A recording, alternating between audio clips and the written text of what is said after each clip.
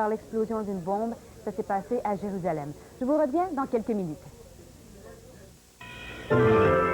Une veille d'anniversaire sanglante en Palestine. L'Arabie saoudite augmente son effort de guerre dans le golfe Persique. Une série de catastrophes naturelles frappe les Amériques. À Drummondville, le pire est évité sur la rivière Saint-François. Et triste fin pour un sapin norvégien à Londres.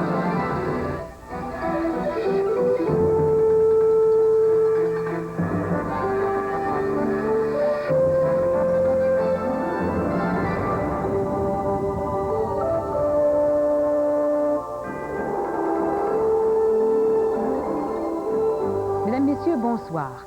Une Palestinienne de 24 ans a été tuée aujourd'hui par l'explosion d'une bombe qu'elle manipulait dans un marché de Jérusalem.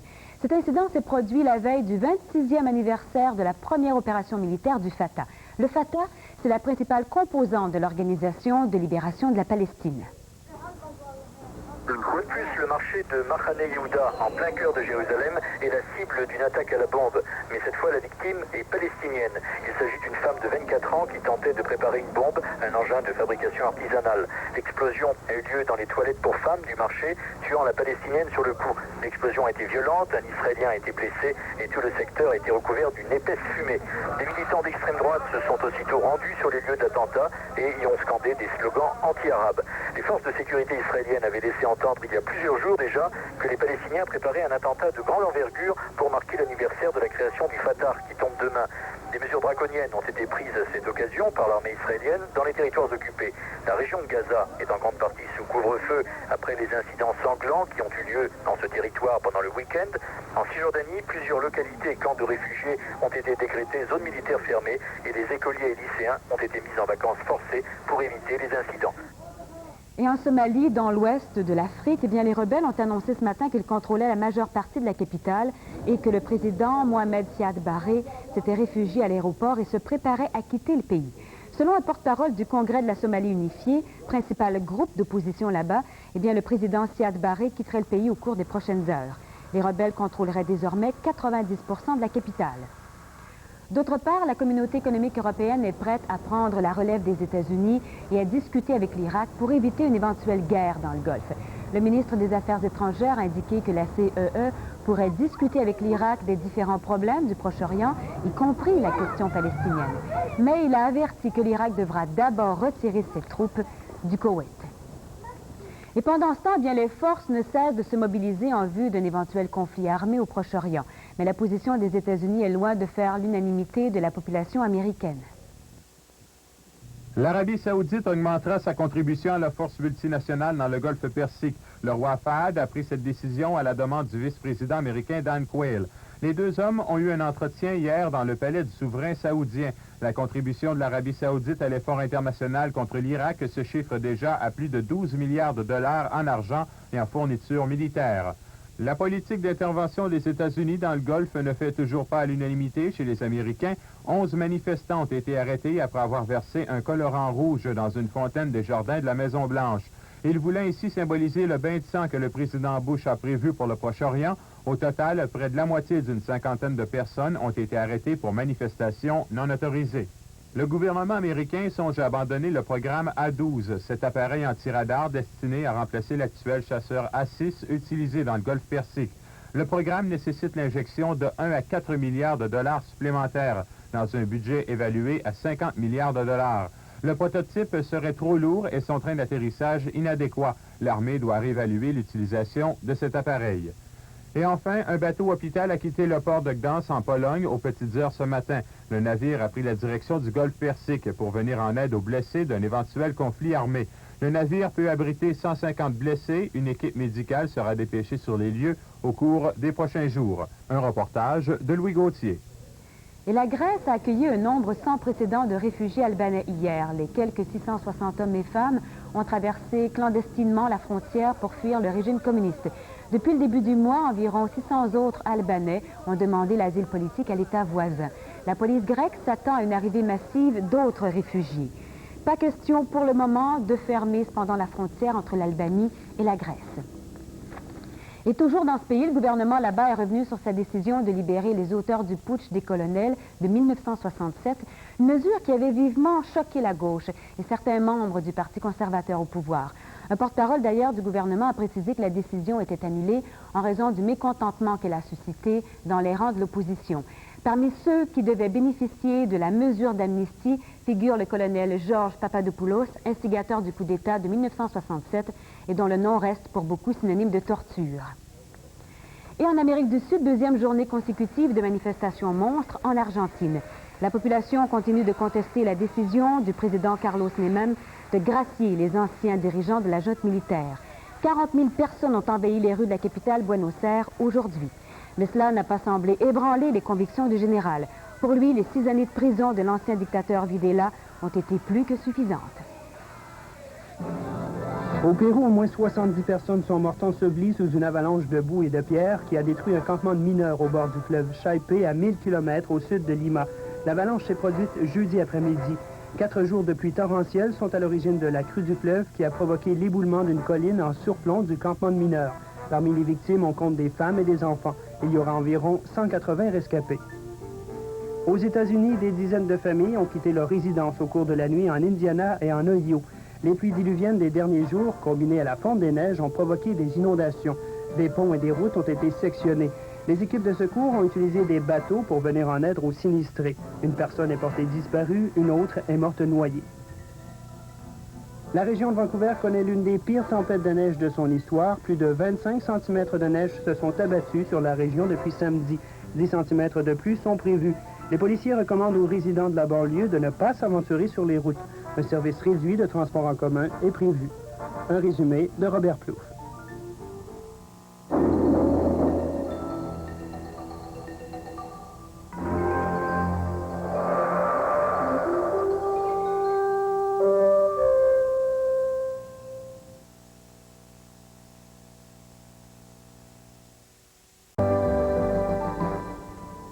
À Drummondville, les risques d'inondation sont maintenant écartés, bien qu'on qualifie l'opération dynamitage d'à moitié réussie. L'embâcle sur la rivière Saint-François a cédé, mais un second plus petit s'est formé. Cela fait maintenant 4 jours que l'embâcle sur la rivière Saint-François résiste à plus d'une quinzaine d'opérations de dynamitage. Ce matin, toutefois, une explosion a fait avancer l'embâcle de quelques 300 mètres. La situation s'est donc rétablie pour quelques heures près du barrage Émine. Hydro-Québec a même repris la production d'électricité. Un passage dans la glace permettait à l'eau de s'écouler. Mais l'embâcle devait recaler. Ce qu'on a comme bonne nouvelle, on a un embâcle, mais le niveau d'eau baisse quand même en arrière. Donc, c'est un embâcle qui laisse couler l'eau en dessous, tout de même. Donc, il n'y a pas de danger d'inondation pour l'instant en arrière. Les artificiers ont repris les opérations de dynamitage en après-midi. Hydro-Québec a dû cesser sa production. Lorsque le niveau en aval de son barrage augmente, c'est qu'il peut s'infiltrer de l'eau dans les turbines qu'on m'a dit d'Hydro-Québec. Je ne suis pas un technicien d'Hydro-Québec et c'est à ce moment-là que c'est critique pour eux. Mais si l'embâcle n'est pas encore sous contrôle, le niveau de l'eau, lui, l'est. La menace d'inondation est donc écartée pour l'instant à Saint-Charles-de-Drummondville. La plupart des riverains ont d'ailleurs regagné leur résidence. Martine Biron à Drummondville. Et un groupe de 150 Québécois ont vu leurs vacances en Guadeloupe prolongées de 2 jours, bien malgré eux. Encore une fois, le transporteur aérien Nationair est blâmé. Un de ses appareils a connu des ennuis techniques qui l'ont retenu en sol français. Et c'est ce soir à minuit que la fameuse TPS fédérale entre en vigueur. Et comme un malheur n'arrive jamais seul, la taxe de vente provinciale s'appliquera bientôt à des produits qui en étaient jusqu'à maintenant exemptés. Jusqu'à maintenant, les repas au restaurant n'étaient assujettis qu'à une taxe provinciale de 10 % et cela uniquement si le prix en excédait 3,25 $. À compter de demain, tous les repas au restaurant, quel qu'en soit le prix, seront assujettis à une TPS de 7 % et à une taxe provinciale de 8 %. Prenons un déjeuner qui coûtait, disons, 2,75 $. Il va coûter combien maintenant? Bien, avec la nouvelle taxe, on va rajouter 7 % du fédéral et en plus 8 % du provincial, ce qui va faire à 2,75 $. 3,18 $. 3,18 $. Puisque vous ajoutez 7 %, sur le prix et à cela, vous ajoutez 8 Donc, c'est 15,56 d'augmentation pour le consommateur moyen. Pour les vendeurs de chaussures, la venue de ces deux taxes risque d'affecter le chiffre d'affaires. Ça va nous toucher énormément sur les ventes. Surtout ici, comme on va même pas bien comme on le faisait l'année passée, ça va nous toucher énormément. Les marchands de vêtements aussi se voient frappés par ces deux nouvelles taxes, mais avec la récession qui suivit, ils devront s'ajuster. On croit que les marchands vont réduire. On ne peut pas se le cacher parce que les marchands vont falloir qu'ils absorbent une certaine partie et que les consommateurs absorbent l'autre partie. Les nettoyeurs ne seront pas soumis cette année à la taxe provinciale de vente, mais ils n'échapperont pas à la TPS. Mais à cause de la forte concurrence qu'ils se livrent, ils devront en amortir l'impact. Ça va coûter, disons, avec la TPS, ça va coûter 7,5. Mais là, ça va coûter, disons, nous autres, on met notre habit à 7,25. Fait que ça va vous coûter 7,25. La TPS, ça va être compris dedans. Même si la récession risque de réduire l'impact de la TPS sur les prix, du moins pour l'instant, il n'en reste pas moins que nous devrons payer une nouvelle taxe. S'il le faut, le faut. Mais j'espère que nos gouvernements vont faire mieux qu'ils ont fait dans le passé. Qu'ils vont utiliser ces taxes-là pour conserver les avantages sociaux pour nos vieux, et les chômeurs et les autres. Monique Grégoire, à Montréal.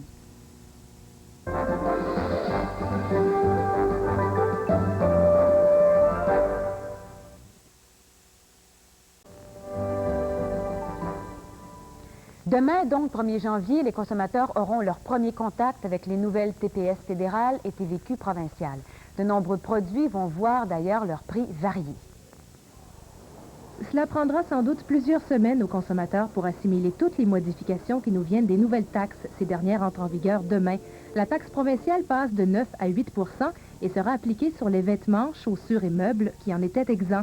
Aussi, la taxe fédérale, dissimulée actuellement dans les prix, disparaît et est remplacée par la fameuse TPS de 7 Cette TPS, comme on le sait, sera appliquée sur la plupart des produits et services, dont électroménagers, pièces d'auto, réparations et courses en taxi. La taxe sur les produits et services sera parfois plus compliquée à apprendre que la langue française, puisqu'il y a des exceptions. Les transports en commun, certains services médicaux et quelques produits seront aussi exonérés de la taxe. Un endroit où la TPS risque de donner des maux de tête, c'est bien dans les marchés d'alimentation, puisqu'encore à l'heure actuelle, il y a beaucoup de consommateurs qui ignorent quels produits seront taxés et quels autres produits ne seront pas taxés. Est-ce que vous êtes au courant que vos guimauves vont être taxés à partir du 1er janvier? Non, pas du tout. Je vous avoue que... peut-être non. Je sais pas.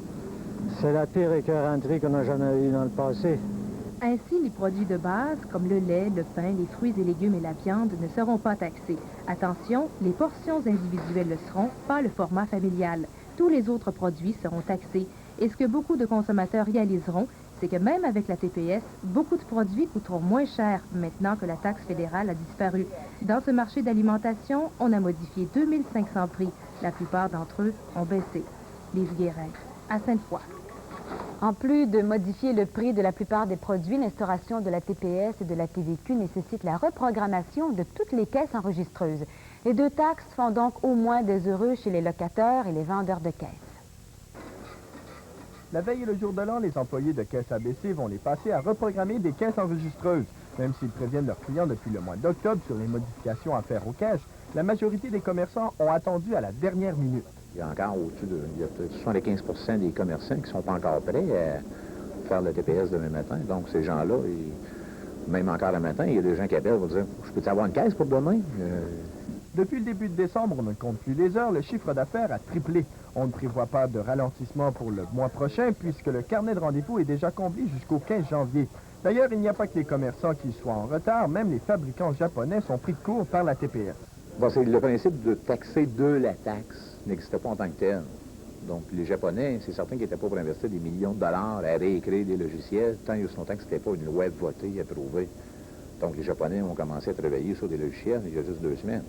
Les commerçants dont les caisses enregistreuses n'auront pas été reprogrammées d'ici minuit ce soir auront une surprise en prime. En plus de leur facture, ils devront payer la TPS pour ce service. Michel Johnson, à Québec. Et ça ne s'arrête pas là. Avec le mois de janvier, entre en vigueur la nouvelle grille tarifaire de la SPTCQ. Le fait saillant de cette nouvelle grille est le fait que les personnes âgées devront payer leur passage en tout temps. Elles pourront se procurer un laissez-passer mensuel au coût de 15 $. Et le nombre de mises en chantier de construction au Québec chutera brusquement de 20 % en 1991. C'est ce que prévoit l'Association de la construction du Québec, qui juge la situation moins catastrophique que lors de la récession de 1982. La nouvelle année sera bien différente de l'année record de 74 000 unités de construction en 1987. En fait, on prévoit moins que la moitié de cette marque, soit 35 000 unités. Une forte baisse principalement attribuable à la TPS, à la récession et au taux d'inoccupation élevé dans les immeubles locatifs. Et la région de Québec n'échappera vraisemblablement pas à cette chute dramatique. Et les mises en chantier pour la région de Québec devraient passer de 5 600 environ en 1990. 91 devrait être à 4 480. Alors, c'est une baisse d'à peu près 1200 mises en chantier. La plus importante baisse touche la construction de maisons unifamiliales, un recul de 25 % par rapport à l'an dernier. Cependant, on estime que les propriétaires actuels profiteront de la récession pour plutôt effectuer des travaux de rénovation et d'agrandissement à leur résidence. Au cours des 9 derniers mois de 1990, 1147 entreprises canadiennes de construction ont fait banqueroute, ce qui laisse croire que certains travailleurs pourraient y laisser leur chemise cette année. Pour ce qui est du résidentiel, il faut s'attendre effectivement à une baisse du nombre de travailleurs de la construction, ça c'est évident. Mais l'industriel, les travaux de génie aussi, ça se comporte généralement bien en 91, il n'y aura pas de problème. Difficile de prévoir si cette tendance à la baisse se poursuivra en 92. Les experts croient que le nombre de mises en chantier devrait se maintenir autour de 35 000 annuellement pour tout le Québec. Martin Evrel à Québec.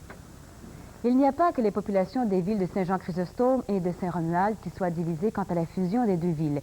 Les deux députés de la Rive-Sud sont aussi en désaccord. La députée des Chutes de la Chaudière, Denise Carrier-Perrault, contrairement à son homologue de Lévis, Jean Garon, se prononce en faveur du regroupement des deux villes. Lors de la prochaine soirée d'audience publique, le 17 janvier, la députée des Chutes de la Chaudière, Denise Carrier-Perrault, présentera un mémoire en faveur de la fusion des deux villes de Saint-Jean-Chrysostome et Saint-Romuald. Elle ne s'oppose pas à l'idée de la formation d'une seule ville sur la Rive-Sud, mais croit qu'il faut y aller par étapes. C'est dans ce sens-là que je me dis, 13 municipalités fusionnées, tout d'un coup, là, comme ça, je trouve que c'est pas très réaliste. Et je me dis, si on a un projet chez nous qui a du bon sens, qui est logique, pourquoi pas? Parce qu'on sait que ça va devenir de plus en plus important pour les municipalités de se regrouper. Les villes du comté doivent absolument se développer sans attendre que la nouvelle ville de Lévis puisse les accueillir, ce qui pourrait prendre de 3 à 5 ans. En fait, la députée ne croit pas que l'opposition à la fusion soit sur le principe, mais bien dans la manière de la faire, ce qu'elle trouve regrettable. Il faut comprendre d'ailleurs que la population se soit sentie bousculée. Je trouve ça un petit peu regrettable. Par contre, je pense qu'à un moment donné, il faut aussi regarder le dossier. Michel Johnson à Québec. L'opération Nez Rouge aura effectué plus de 25 000 transports à travers le Québec cette année et ce n'est pas fini. Les mentalités semblent avoir changé chez les Québécois au grand bénéfice de l'opération Nez Rouge. Dans la région de Québec, où elle a vu le jour, l'opération dépassera cette année l'objectif de 7 500 transports. C'est pas parce que les gens boivent plus, au contraire, les gens consomment moins d'alcool en général, mais le service est beaucoup plus populaire, beaucoup plus publicisé. Donc, les gens font plus appel au service d'opération Nez Rouge, donc ça veut dire que les gens sont plus prudents. À la grandeur du Québec, les 41 opérations Nez Rouge qui desservent quelques 325 villes offrent des statistiques tout aussi impressionnantes. On va avoir à peu près 17 000 bénévoles qui vont travailler dans l'opération Nez Rouge à la grandeur de la province. Et à l'heure actuelle, on a 24 000 transports d'effectués, donc on se dirige vers environ 25 000 transports réalisés dans l'ensemble du Québec. L'an prochain, la direction de l'opération Nez Rouge espère augmenter le territoire couvert de 85 % de la province. On voudrait passer à 90 ou 95 %.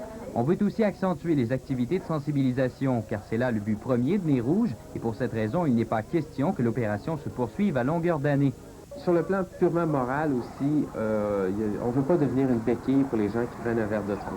Jean-François Guérin, à Québec. Une crèche de Noël peut présenter un caractère symbolique, décoratif et pourquoi pas comestible. Une résidente de l'ancienne Lorette, Mme Lorraine Derry, a décidé de faire une crèche de pain d'épices belle à croquer. Pourquoi ne pas lier le talent artistique au talent culinaire dans la construction d'une crèche de Noël? Mme Lorraine Derry a vite compris que c'était possible. La moitié de sa crèche est comestible. Les arbres, les maisonnettes, quelques figurines, le tout conçu à partir de biscuits au pain d'épices. C'est à partir d'un biscuit de pain d'épices que l'on taille avec les formes qu'on a besoin pour faire les maisons. Et on laisse sécher. Il faut laisser sécher au moins 2 jours à l'avance. Il faut que ça soit à l'air, il faut que ça soit très sec. Madame Derry a débuté la construction de sa crèche au début du mois d'octobre pour être certaine qu'elle soit prête à temps. Cette crèche représente en tout 500 heures de travail, dont une bonne partie disparaîtra bientôt dans la bouche de ses enfants et petits-enfants. C'est pour donner à toute ma famille, mes petits-enfants, des neveux, des nièces.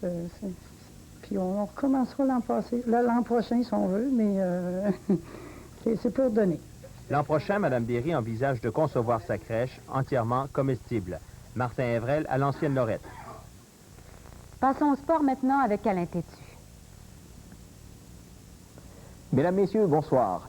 7 rencontres sont présentées aujourd'hui dans la Ligue nationale de hockey et parmi celles-ci, les Nordiques de Québec rendent visite cet après-midi aux Islanders à New York.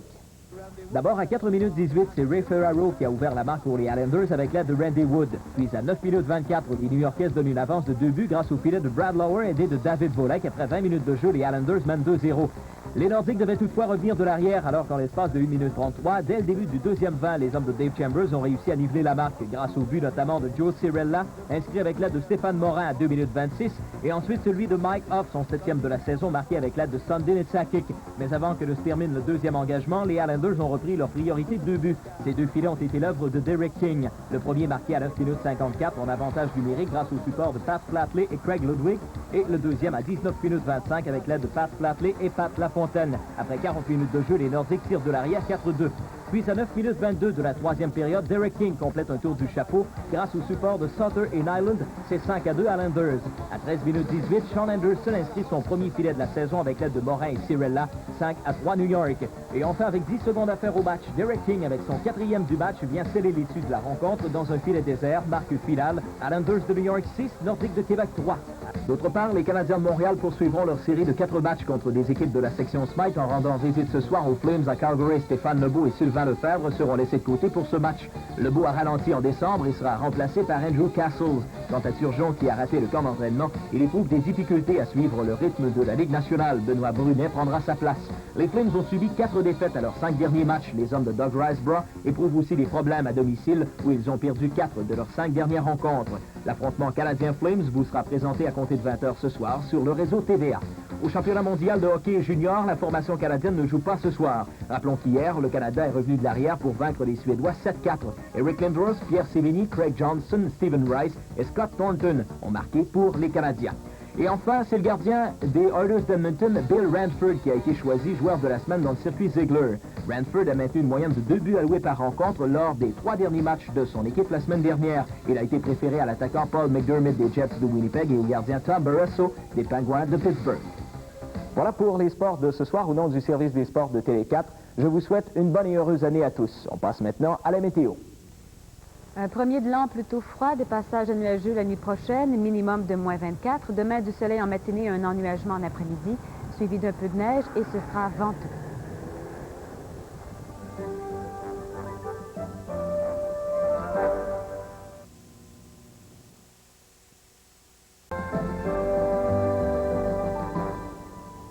Le traditionnel sapin de Noël du célèbre Trafalgar Square de Londres a été la cible d'une attaque à la scie la nuit dernière.